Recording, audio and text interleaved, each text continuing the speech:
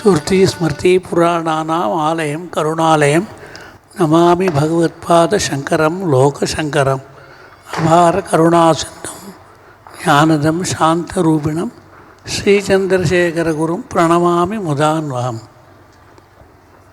మా గురువుగారు దింటివనం స్కూల్లో చదువుతూ ఉన్నారు. అప్పుడు షేక్స్పియర్ నాటకంలో ఫస్ట్ ప్రైజ్ వచ్చేసింది ఆయనకి. ఆ బొమ్మ అంతా అలాగే పెట్టుకున్నాం. నీ పీఠానికి వస్తావా అని అడిగినారు. వస్తాను, తల్లిదండ్రుల దగ్గర అడిగేసి వస్తానన్నారు. సరే ఆయన వచ్చే లోపల ఆయనకి మరణం అయిపోయింది. ఆయన శిష్యుడు పెట్టాడు, ఆయన చనిపోయినాడు 8 రోజులు. ఆయన పుట్టిన సంవత్సరం జయ సంవత్సరం. అందువల్ల జయేంద్ర సరస్వతి నాకు పేరు పెట్టేసినారు. ఆది శంకరాచార్యులు అందరూ గురుభక్తి చేయాలి అని అన్నారు. గురువు అంటే ఎవరు? ఏ గురువు గారు తనకు ఏమి ప్రతీక్ష కాకుండా జనాని కోసమే పాడుపడ్డారో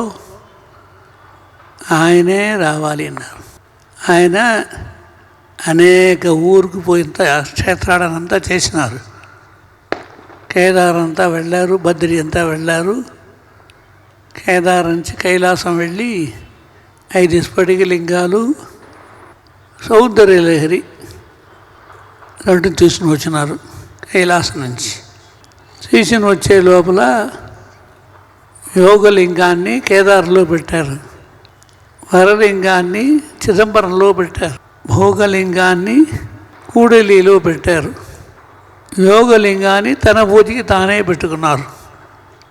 ఈ ప్రకారంగా 5 లింగాల్ని 5 క్షేత్రంలో తన పూజకి ఒకటి చెప్పేసి పెట్టుకున్నారు.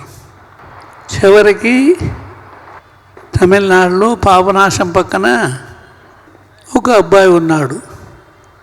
ఆయన వచ్చినాడు. ఆయన వచ్చేసి అనేక విధమైన ప్రశ్నలు అడుగుతాడు, అన్నిటికీ జవాబు చెప్తాడు. చెప్పేసిన తర్వాత ఆయనే శిష్యుడిగా తీసుకుని సర్వజ్ఞాత్మేంద్ర సరస్వతి అని పేరు పెట్టేసినారు. సురేశ్వరాచార్యని పై పని ఎంత చూసుకోవడానికి పెట్టేసినారు. కంచిలోనే సమాధి పొంది ఆ పీఠమే కంచికామకోటి పీఠం అని చెప్పుకుని వస్తుంది. ఈనాడు వరకు వచ్చినాం. ఆయన చెప్పేటప్పుడు గురుభక్తి అవశ్యమైనది అని అన్నారు. ఎంతవరకు ఈశ్వర భక్తి మనకు పెరుగుతుందో అంతవరకు మనకు అన్ని విశేషాలు మనకు వచ్చేస్తాయి. అందరం కూడా శ్రేయస్సుగా ఉండాలి.